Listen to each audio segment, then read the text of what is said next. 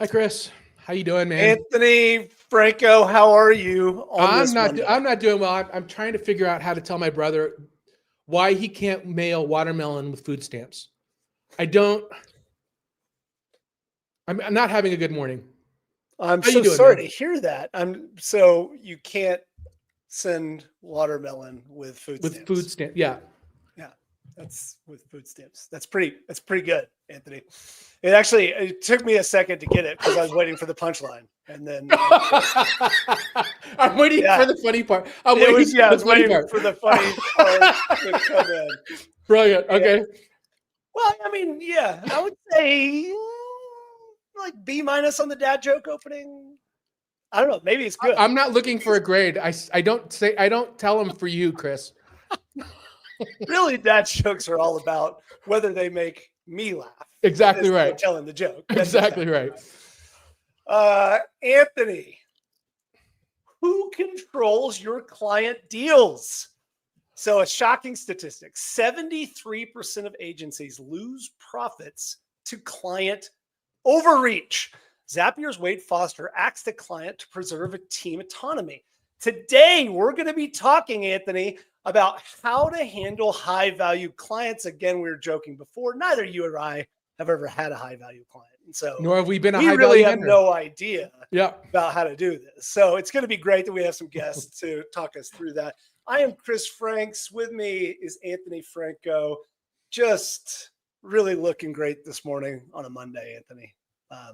You, Chris. You lie. And we have probably the highest ranking people we've ever had on the show because they are Emmy-winning filmmakers. Mr. Michael Ayjian. See, I've already screwed it up, Michael. It's like even right off the bat. You told me that, and I won't say Steven Skeel, co-founders of Seven Wonders Cinema. They transform content into video content engines for big brands like Mercedes, Disney, other Fortune 500 brands, and their cinematic campaigns have driven valuations from $25 million to $1 billion. That's a lot of money, proving that maintaining creative control with big clients isn't just possible, it's profitable. All right. So this is the way I want to start the question, Michael and Steve. All right. Why does this? Oh, first of all, welcome. Thank you guys for joining us. Thank you. Yeah, thanks for having us. Hey, what did you guys think about Anthony's dad joke? Was it like, I still don't understand it, and I feel like I'm stupid for not understanding it. Michael, did you get it? I didn't get it either. I'm not a dad, so I don't get it. Neither am I. Yeah. I mean, maybe I think it was just real. All right. So the first question is, should I? I've got an agency. All of us kind of dream, particularly in a startup agency, is that we want to go after that big logo, that big client that not only we could put on the front page of our website, it's going to make us look really cool, but also they're going to pay us a ton of money and just feed us work. Should I start to go after that big client? And let's take the hypothetical that I should do that. Why should I go after this big client? Well, that's a good question. Why should you? Well, number one, credibility. Credibility speaks volume, but it's the chicken or the egg, right? Always. It's hard to land a big client without having a big client.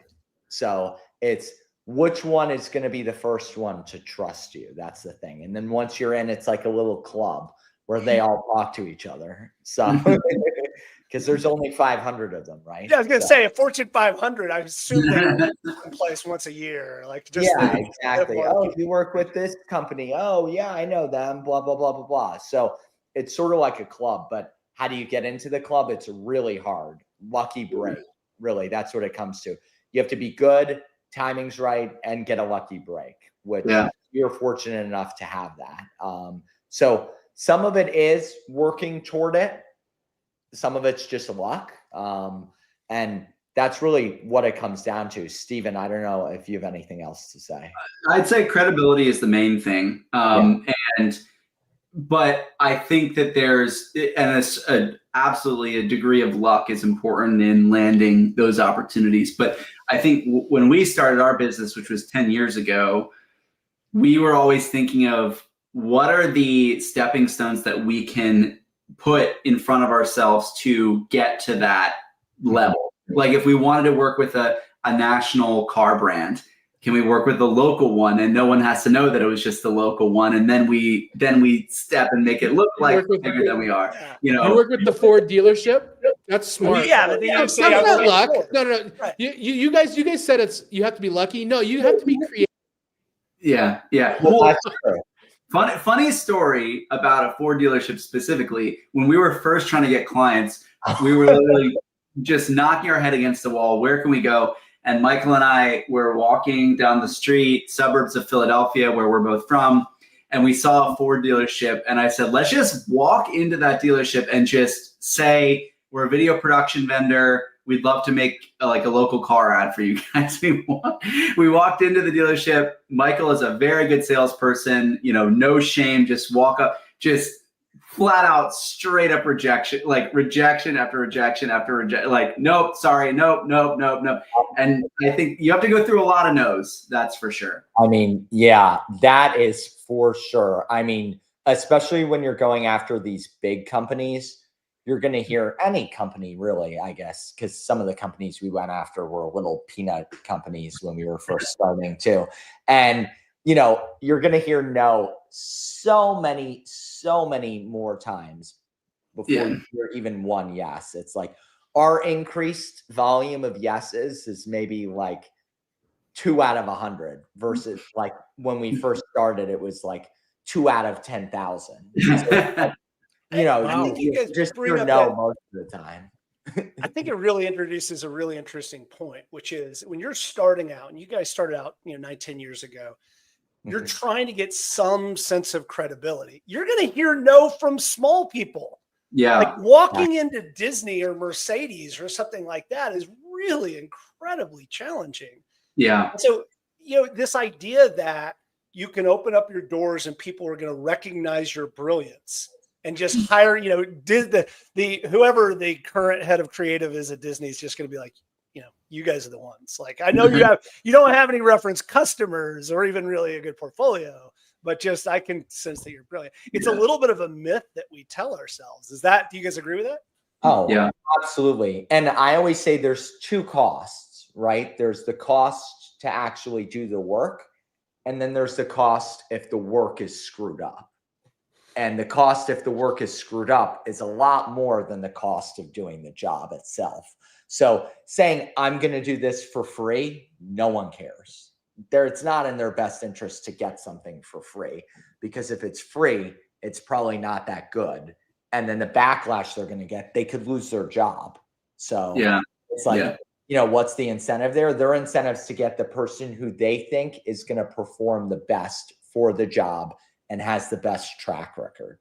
Yeah. So you basically have to build a track record to get there. I would say the caveat to that is like, you can do, like, it depends on the brand too, right? Like when we were first starting out, for us, it was really important, especially in video, to develop a quality portfolio. And some of that was music videos, for example, at the time were big. And we did some of that because it's like, we can do that for free, but no one has to know, and the artist benefits from it, but it's not like a brand that's going to have backlash type of thing. And then from that, it was smaller commercials for people that we got introduced to, and it wasn't free, but it was like super low budget stuff that might be for a regional, clothing brand or whatever, that sort of thing. But to Michael's point, as you start to climb up the ladder, we were trying to at first find opportunities with these big Philly-based brands, which is where we started. Like, oh, maybe if we did this for free for XYZ Fortune 500 brand that's based in Philly, they'll love that and give it. It's like they don't want that. They want the best vendor for the job. They don't want a freebie. So I think it depends on kind of the level. Like there is ways to.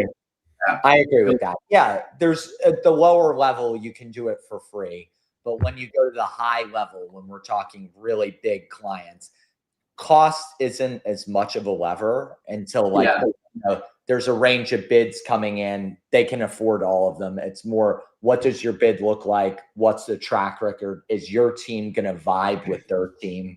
So how are you communicating? Those are the things that become more important than the cost once you get to a certain level. I have a question for you on that, because you said free is there's cost around free, but I know a lot of big name brands in your industry, they would call them a bake off, right? Where they ask you to do some upfront work for free in order for you to, quote, prove yourself to the brand. I know there's like, would you talk through that? And what's your philosophy around participating in bake-offs? Like you're talking about like the Doritos Super Bowl challenge or something like that, right? No. So more for you guys, like, hey, we're considering 5 creative agencies to do this work for us. Here's a quick creative brief. Show us what you can do for it in order to participate in the RFP. Like part of the RFP is to do some free work for them. Yeah. Well, we don't really do free work necessarily. We might put together like storyboards or something like that. And there are costs associated with that, but like, or maybe style frames, but that's like the maximum amount. We generally try to avoid that by the type of agency that we are and the way that we function. But other companies, that's their entire business model is to do that. So it just depends on how you function. I also think it depends on the nature of the work too, Anthony. Like, it's not that common for us to get asked by a bigger organization who wants to do like a big live action video campaign for us to do anything like in relation to the final deliverables for free. But like Michael said, and you said, storyboards or creative development, that could very well be part of the process. But for other aspects of our business, like we run video podcasts for clients on their behalf, in those instances, since the barrier to actually producing that type of content is significantly lower, you might do a demo recording and output a clip or 2 for free. And that can prove viability of the format. Like, so I think it comes down to the type of work that we're doing. But I would agree with Michael that we don't, other than storyboards and maybe ideation around a campaign, beyond that, we don't often get asked to like create deliverables for them per se for free. All right. So this is the question, and Anthony, I want to hand it to you. So I think that what I'm hearing here is that as you're starting out, trying to build towards a big customer is really the right avenue. And so I love the idea that you started with a local Ford dealership, knowing that you would love to work with Ford long term, and that every one of those steps along the way was the direction that you were trying to get to, or the destination you were trying to get to. Yeah. Anthony, when you were doing Effective, huge, ended up being a huge agency. Is that how you did it? Did you start with these smaller projects, or did you walk in the door and just say, hey, we're the only people that can do these big projects, and we're somehow managed to get through that gate? So the way I started Effective was I was a subcontractor for another agency and worked on some high profile gigs that I then leveraged the brand names that I worked for as the quote jumping board or the leapfrog into my own agency. Sure. So that's you can land a big name client yourself, or you can be creative on how you are able to use that logo that you've worked for. As you absolutely don't want to lie, but you can.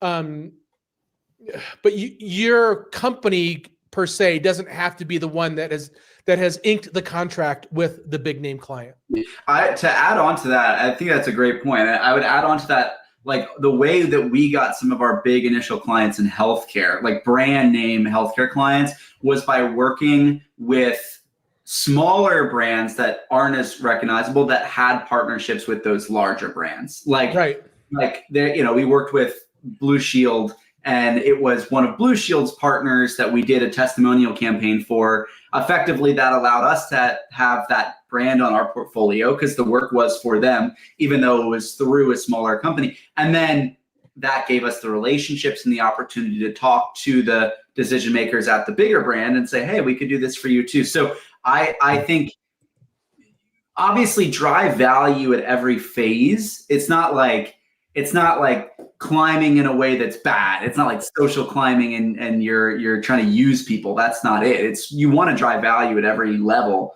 but knowing who is in the network of the next person that you're working with, and then that hopefully can help you build to get to where their relationships are and start to drive value for them as well. Stephen, what I heard you say, and I think this is, so I'm going to rephrase that just a little bit and tell me if I've got it right.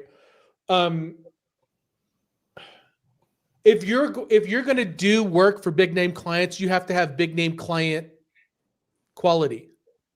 You need to be, you need to be able to provide the value that is expected by those larger brands. Yeah. Otherwise, don't do it yet. You're not ready yet. Yeah. Well, I mean, and if you flub it, that becomes your reputation too. Exactly right. So you don't, what's the saying? It takes decades to build a reputation. It takes 5 minutes to ruin a reputation. So, yeah, and I ruin my reputation weekly on this podcast. I was going to say, that's just really, it should be the subtitle of this podcast. So I want to ask the inverse in a couple of moments, but let's assume for a second that you started your company like y'all did, and you were trying to work towards these big brands, and you now have worked with these gigantic brands, big high profile projects. Why would I want to do that as a founder? What has been the benefits for you? Obviously the trust and credibility of being able to say, if you work with Mercedes, you get to work with somebody else, or Disney or another huge brand. But as far as the overall business is concerned, has it been a good and fruitful decision to go down that road? Yeah, I'd say there's consistency in big companies. There's profitability. I remember when we first started working with big companies on a more regular basis, I was so used to people like nickel and diming us. I remember saying like, oh, this is going to cut into our profit margin. And they said, well, then make sure to charge us more. We want to make sure you're making money. And I'm like, wait, I'm sorry, what did you just say?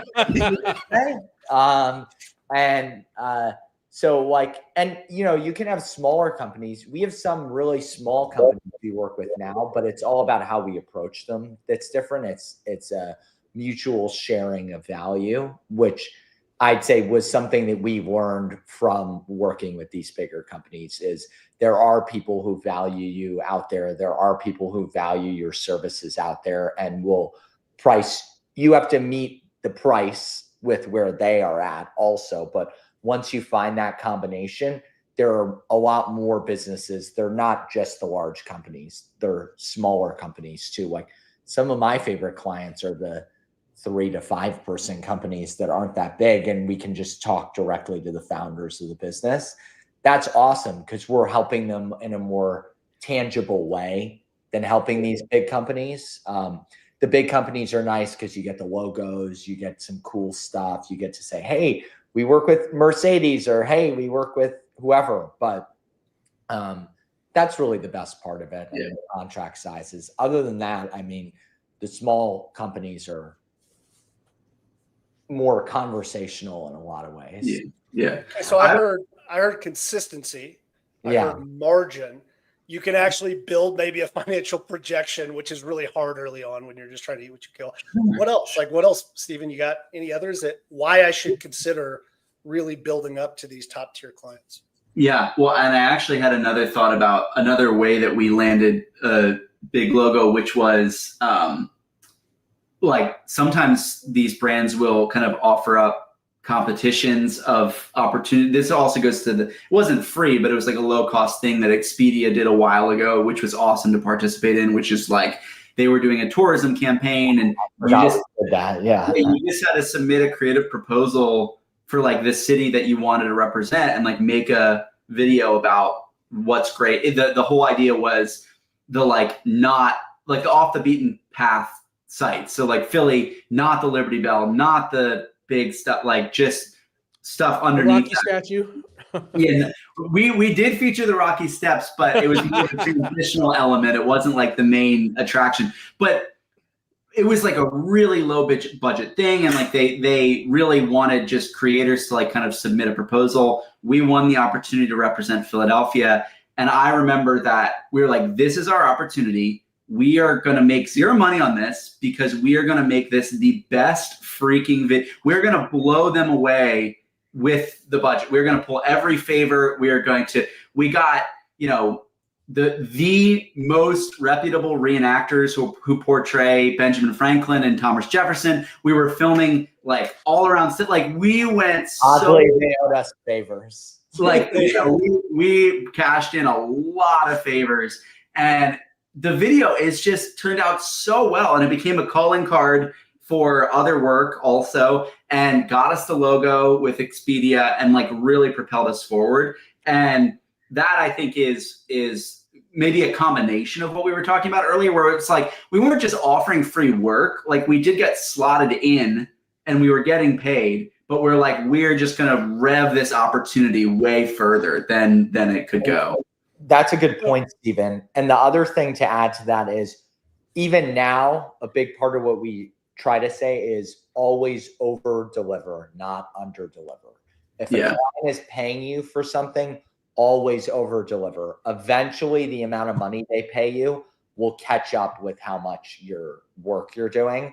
That was something my parents, I think, told us early on. My parents own pest control business, totally different, but they always provide a lot of value for their clients, and eventually it catches up. It takes a lot of time. You know, a founder, when they start a business, really shouldn't be expecting to make very much money for the first 5 to 10 years almost. Or 20 or 25. Anthony. Mostly about what we do. So I think I derailed your question, Chris, so I apologize. I think it's been a really interesting piece to say, if you go towards it, there's a lot of value in these high profile clients. And what I heard you say, Michael, is that the high profile clients also give you an opportunity to have better lower end clients as well, because that logo will then help you a little bit further down and choose really fun and more entertaining.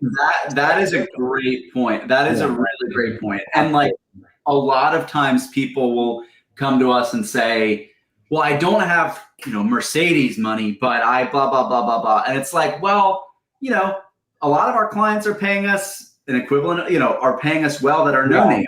So the no-name clients a lot of times pay us the same amount as these Fortune 500 companies. It's not like our services are any different.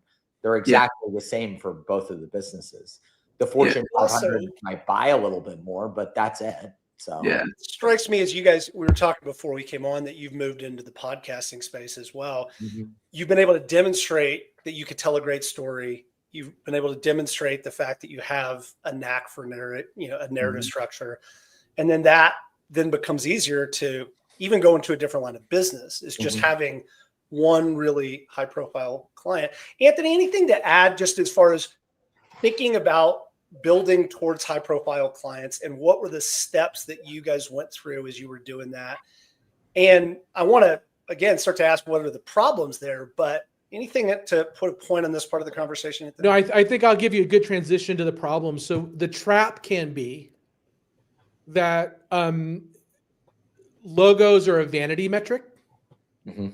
And you wind up getting caught in chasing opportunities because of the logo rather than the opportunity that's right for your business. Yeah. So I'm going to give you the conventional wisdom that I thought when I started my first agency, which was, hey, slow sales cycles will kill small companies. And it's a really difficult to get people in bigger companies to say yes. And so I needed to start smaller and work my way up, as you were saying, because just the cash flow, yes, they're going to pay a lot more, but it's going to be really hard to keep my company alive as I build towards whatever that 12 to 24 months sometimes sales cycle can be in big companies. Has that been your experience, or has it been something different? Let me weigh in, and I'll let you guys weigh in. That is not necessarily true, because you might be going for, let's just use random numbers here. You might be going from $5,000 to $50,000 budgets. So a $50,000 budget for your current clients might be a lot, but a $15,000 budget for a Fortune 500, that might be part of their discretionary spend. Yeah, they So might they be able to may do that be with credit card. Right? You may have a lot easier time getting a $50,000 gig from a Fortune 100 than a $10,000 budget from the local Ford dealership. Mm-hmm. Agree or disagree? I agree with that. I don't think, I mean, some of them, the sales cycle are longer, but some of them we have signed on the dotted line after 3 phone calls. I mean, it's the same as these smaller companies. I don't really find that the sales cycle is that much longer. I just find, well, there is consistency in it, but there's also a level of like, okay, we need them to sign, like, and almost like an impatience to like, okay, there's a lot of planning and prepping going into this. When are they, if they're not signing, when are they finally going to sign so that we can get started? Because we have like all these resources waiting to make this happen. So yeah, that's definitely, as we transition the conversation into like the con of working with a larger company, is you almost need to be larger to work with a larger company in a lot of ways. Now, that's not saying you have to be a huge business, but you know, if you have a really small shop, you might be too reliant on them, like any individual client, to really make it work. I feel like it's a mutual unreliance almost. It's like beneficial in some ways. yeah. The first really large Fortune 500 client that I signed, I sent them my normal agreement, and they're like, "Yeah, that's cute. That's really cute. Yeah. It's really cute." And I go, "Hey, you know, we really like to be paid in 30 days." And they're like, "Yeah, that's cute as well. It's like net 6 months." Yeah, was yeah. like, Oh, yeah. Yeah. Net 120 was our Yeah, first. and it's just like, holy crap. Yes, it's an incredible client, but my cash flow is going to be really, really difficult because I'm doing the work now. That's I'm not gonna get paid that's for- definitely a negative. Yeah. Yeah. You have to think about that when you're taking on big clients, for Yeah. sure. Yeah. All right. So what else? What are some of the other challenges, Stephen and Michael? What are some, like, classically, I think sometimes we think that bigger clients can be harder to work with. In your experience, true, not true? Is there a correlation there? I think the project management's just harder. Like, Yeah. it's more bureaucracy. That's Yeah. the main thing. I don't know, Stephen. I would say, like, going back to the sales cycle thing, there are definitely instances where the sales cycle is a lot longer. Like, oh my gosh, like some of the procurement can take, we had clients, it took 2 years to get approved within their system. But to Michael's point earlier, I think it's sometimes the smaller companies, their budgets mean so much to them that they take way longer because they're just so concerned about budget allocation. So like, I think it can be both. And then to Michael's point about downsides, project management, they demand a lot of attention and they want responses right away. But you know, smaller companies can do that too, because again, it's such a big percentage of their budget. I think the biggest concern is just there's so many eyes on it that there can be so many stakeholders that can confuse things a lot. You don't always have clarity on like what is good, like what is especially in a creative field like us, like we think something's great and then some chief person from some other room comes in and says, I hate it. Like, let's redo the whole thing. And we're like, oh. Like classically in any creative agent, like any creative thing, you can't design by committee. Right. And sometimes, I mean, but you guys have to weigh through that in some sort of a sense of the project management. Is that how it works? Yeah. I mean, we've also had projects done before where the CEO of these huge companies or CMO might be like, who gave the direction on this project? And we're the ones, like when you're a vendor, you're the fallback. So you have to be the professional one to say, hey, in a really nice way, hey, this is the internal person who gave us this direction and this is how it went. We're defending them. They made a great decision. We think this is great. If you want us to change it, we're more than happy to you have to really be tactful and political in the way you have these conversations with these big companies. Like we've had some where we've sent the final version and the CEO was like, we made a video. And it's like, yeah, we made a video. Your team signed off on me. Like, it's like, that's happened more times than more than 5 times probably. And it's like, that's not in our control. That's not really in their marketing team's purview either. It's like these companies are just so big, things get lost in the shuffle. Like they might get executive, these companies might get 300-400 emails a day. So it's like, how do you manage that personality to make sure you have to make sure not one decision maker is happy, but you have to make sure like 5 lines of decision makers are happy with these big companies. That's the worst part to me. I'm reading between the lines here, but I want to, and Anthony, I want you to confirm or deny this, which is you get into doing this field because you guys are incredibly creative, visionary filmmakers. And sometimes you have to deliver stuff that might not be as high quality as you want because you have to get consensus. Where if you have 5 people in a company all around the table, you can talk to everybody at one time. That's easy to get. And that vision can be shared and you can sit down and share the vision versus in those bigger companies. Like Anthony, I know we've talked about this in the past. Sometimes you had to do worse work to get it approved through the hierarchy of approval processes when you work for big companies. Yeah, there's 2 things. There's 2 things to that. One is absolutely true. Design by committee or decision by committee always results in poor decisions and design. And Michael and Stephen, I know you can't say that, but that is because that's why I asked Anthony to do it. Yeah, exactly. You guys, that's why I made Anthony. The other cost that many people don't recognize is that lower quality of work can have a negative impact on your team culture. And so the way I always used to, so it comes down to bureaucracy, right? And one of my favorite analysts used to work at Forrester. I'm not sure where Ron Rogowski. He once told me, if you ever want to know how unorganized a company is, just look at their website.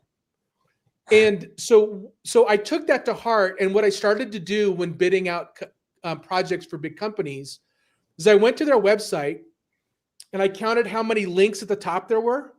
And then I took my cost and multiplied that by the number of links across the top. And that was my bid for them. So the more unorganized they were at the top, the more my bid would be. Just that was the back of the napkin way I used to bid projects out, because bureaucracy always makes the project go sideways and cost a lot more money. Yeah. Except for Stephen and Michael, I know every one of your clients are perfect. They're amazing. They work with you guys. This was just a hypothetical. For we're very fortunate to have really great clients, but we've definitely dealt with our fair share of difficult ones. Yeah, too. I will say our current patch of clients that we have that we're working with, and I'm not just saying this, is amazing. You said that we were really good looking before the podcast started. Yeah. I just say you guys are the best looking podcast. So It's true. And this audience is the best audience. Yeah, the best audience is the best audience. Yeah. Yes, that is true. We have kissed a lot of frogs though. So. Yeah. Well, I mean, I think after 9 years, you do sort of develop kind of an instinct for that. Yeah. And look, sometimes they're the ones to cut you, and afterward we're like, that actually ended up being a blessing in disguise. That wouldn't have been a great relationship in the long run anyway. Yeah. So, totally. it's like a relationship. It's like dating. That's what ultimately business is in a weird way. It's like, you have to find a client and a vendor that are compatible, and then in that way it's like, it's not you, it's me. It's not you, it's me. Yeah, exactly. That's the case. So I mean, the title of the episode is about the power struggle and like what, how handling these high value clients. But I think we've given some good reasons to at least consider what are the complexities when you choose to go up. So we know that maybe not necessarily time as far as the sales cycle might not be quite as big of a deal as we thought, but there's cash flow issues. There's certainly complexity of account management. There's complexity as far as delivering product and really wanting it to be your standard. Any others that any of you, including Anthony, can you think of as far as the complexity? What is that power struggle? What is it that's difficult operating in that space? I mean, I would add to that too. a more complicated sales process, not in terms of the length of time, but in the things that you have to speak to. When you're speaking to a smaller business, you can usually just tell them a story or show them an example and they'll be satisfied with that. But a larger company, they like design by committee, also decision by committee. So you have to make sure 10 people will be happy with your sales pitch, not just 1 or 2 people. Yeah. So Yeah. that's one of the main challenges that I found is like, yeah, the whole, okay, that's a great sales pitch. Let me talk to my supervisor and I'll get back to you. It's like, wait, can I talk to them? Because I know you're not going to present the information. Yes. Right. That is a killer. That is a And killer. even though that every person that's gone through business sales training, you try to identify everybody that needs to say yes, try to get them all together in the room, all the kind of fundamentals. There's always seems to be one hidden person. It's like, oh, well, then there's Bob. Yeah. And Bob's got to say yes to everything. Any other complexity, Anthony, you want to add? Contract review. So your contracts with large organizations, a lot of times their legal department will try to make your agency an insurance policy for all the risks associated with the work. Yeah. So you indemnify them for anything wrong that is said or pisses anybody off ever. And even though they may direct you to do the work, right? Into perpetuity, and all patent and trademark and copyright infringement. And that's really not appropriate. So get a really good lawyer that knows what they're doing. I'll say it. Shout out to Brad Gross. He was awesome for us. He's still doing that work. But yeah, get a really good lawyer and really take the contracting process seriously. Yeah, that's really good point. Because that is so true. Like what you were saying, Chris, earlier about here's my SOW, and they're like, that's great. We're going to put the project terms into our SOW. And that's can be not great for you if you don't have a comb over of it. But so we need to get to the speed round. Did you say comb over in front of Chris? Did you really say that? That was not kind. I'll be okay. I want to. So I guess here's the question, and then we'll get to the speed round. Is can you do this with these high value clients? Can you maintain some element of control and power within working for these big clients? And if so, what is the one piece of advice that you would give anybody that's going down this road? Yeah, I would say absolutely. I would say there are definitely concessions that you need to make, and ultimately the client being happy and getting what they need is the most important thing from the relationship. So don't try to force your creative vision on them if they don't want it. But I'd say being the expert in the thing that they need most and don't have at their immediate disposal. Like that is where you get to have control and have the playground to really build what you want to build, because they just say, oh, they're the people that know what they're doing within this area, so we can let them do their thing. That takes time. That might not be on the first project you have with the client, but as you develop a trust with them and a rapport, consistently delivering in that regard will give you more and more ability to make some of those decisions. Yeah, I absolutely agree. Trust is number one. If they trust you, you can influence a lot more decision-making internally too. Like some of these companies can treat us as internal parts of their team. You know, all the decision makers, you can have conversations with them. Ultimately, what benefits them is what benefits you. So you want the client to be successful because that means that you're successful. Like I always say that I'm working in their best interest. It's not like I have some ulterior motive. I don't, because if it doesn't turn out well, they're canning us. So I want our product to do the best possible for them. So I think the things that strikes me about that is you just said it takes time. It is not something where you walk in and just day one be like, hey, we are so genius. We're so brilliant. Yeah. We're so amazing. You guys should just defer to everything that we say. You may get a week of that on a new project where they're like, hey, these people are really smart. And then it just starts to defer over the time. But the long-term Ideas trust. I really like. Unless it. you're All right. college roommates with the SVP at American Express, which that happens a lot. Yeah, absolutely. Yeah. In which case, yeah, or have some sort of good blackmail material, which Yeah. maybe you should look into it. I think it's terrific. All right, gentlemen, are you ready for the speed round?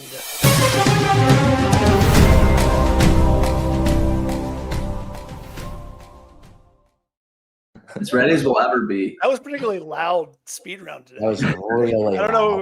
loud. That really just kind of blew out the eardrums. We just see everybody that's watching. Everybody leaves. No, eyeballs went up. Eyeballs went up. That's good. Yeah, people just paying attention. Great. All right, gentlemen, speed round. Just answer with what you think first. So let's do on my screen, Stephen, then Michael. You ready? Okay, let's go. Set boundaries or build trust. I'd say build trust first. I think am I allowed to elaborate? How does this work? Do I? I mean, it's speed round, Stephen. Okay. I'd say build trust. Build trust. Hey, all right. I Michael, agree. Yeah, I agree. Push back or compromise. Compromise. Michael. Yeah, you have to. Yeah. You guys. I'd say both together. are important in every scenario, but which one do you do first? So Yeah. Walk away or negotiate. Great question. Oh well, Stephen knows my answer. I'd say negotiate for sure. Through and through. I Is took there the a time that negotiations. you walk away? Like Yeah, there absolutely is. Absolutely. My mom and grandfather, or my mom said that my grandfather used to say this about dating and then pass it along to me and said, like, if you are gonna you have to be willing to walk away if something is just not working. And I think that, like Michael said, in the sales process, it's a lot like dating and finding that compatibility. So there is a point where you have to be willing to. And that's the only reason we've gotten to 116 episodes is because Anthony and I haven't walked away when it hasn't been working. It's because we just keep going. Document everything or stay flexible. well, I don't know. think the two can go together. Dumb question is what you're saying. I like it. All right, so I'll re-ask the question. Be more systems driven or be more creative and agile? Ooh. I'd say creative and agile, but that one I'm not as certain on. I don't know. I'd say that 50-50 on that one. Lead with expertise, your expertise, or client preferences? I say lead with expertise. This is what works, but be flexible to client preferences. So, you want to show them that you're the authority, but you don't want to sound like a jerk. Like, Michael, I look forward to voting you in the next election. What a Well, I'm going to add one quick thing to that. You don't want your lawyer to ask you what your defense is. That should be a little bit of a red flag for you. Exactly right. Gentlemen, really fun conversation. I learned a lot. Anthony, what did you take away? All right, I have quite a bit here. So on the how to land big clients, one, have a big name client. Two, do work for a subdivision or a small unit of a big brand name so you can kind of leverage it. Have a strong portfolio or track record or case studies so to show that you can actually do the work. Or do favors for people who can impersonate Benjamin Franklin. There's risks. I have that question, which is, what possible favor could you have done for Benjamin Franklin to make him dress up in a Benjamin Franklin outfit? I don't know if time, but I can explain. Yeah. Can you tell it in like 30 seconds? It wasn't sketchy, I promise. Yeah, it was basically there's like a nonprofit that puts on these reenactments, and we did free video work for the nonprofit and like filmed them doing some of their presentations. That's what it was. Unbelievably. All right, and the risks. So I have some risks written down. So risks working with a big client, obviously payment terms, project management, and bureaucratic management. Everything's made, lots of decisions by committee. They play kick the vendor. There's longer and more complicated sales processes, and you need to get a good lawyer to review your contracts and to negotiate for you. I think that's pretty good stuff. Deep dive resources. Never Split the Difference by Chris Voss, like one of the all-time great books. Art of Negotiation by Michael Wheeler.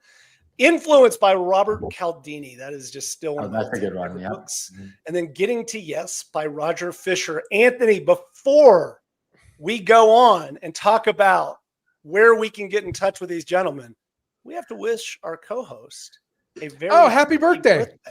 Yeah, Stephanie, happy birthday. Oh, Stephanie's she's certainly not listening to this nonsense. She's not. But because she's just like, she's so much. She is 5 tequilas into a 10 tequila day, I think. That's exactly right. Exactly. Well, so happy birthday, Stephanie. All right, gentlemen. Deep dive recommendations. However, we want to learn directly from you. Where do we find you? Where can we get some great knowledge? Yeah. So if you want to find our website, it's 7wonders.com, the numeral 7 wonders.com. We have our own podcast on our YouTube channel, which you can find 7 Wonders Cinema on YouTube, and Instagram and Facebook at 7 Wonders Cinema as well. That's the best way to find things that we're putting out. So yeah. I think that's terrific. Will you now be instituting dad jokes into your podcasting? If we can come up with ones that are as good as the ones that you guys shared. I don't know. I was going to say, You said you didn't get it. You said you we didn't set get the it. bar low. Yeah, So- but I'm just assuming that's because it was so good, it was over my head, and I just need to go research it after the fact. It turns out that's never been something going over people's heads is not something we typically do. Michael, Stephen, thank you a ton. Thank you all for listening. Thank you very much. We actually had a really good conversation today. Please be sure to visit us at howtofounder.com, where you can connect with us on LinkedIn, subscribe on YouTube, Apple Podcasts, and Spotify channels. And as always, Chris and I, our guests, and Stephanie too, we feel that you're the pioneer of economic prosperity, and we're so grateful to be here along the journey with you. Thank you, everybody. Thank you, guys. Bye. thank you.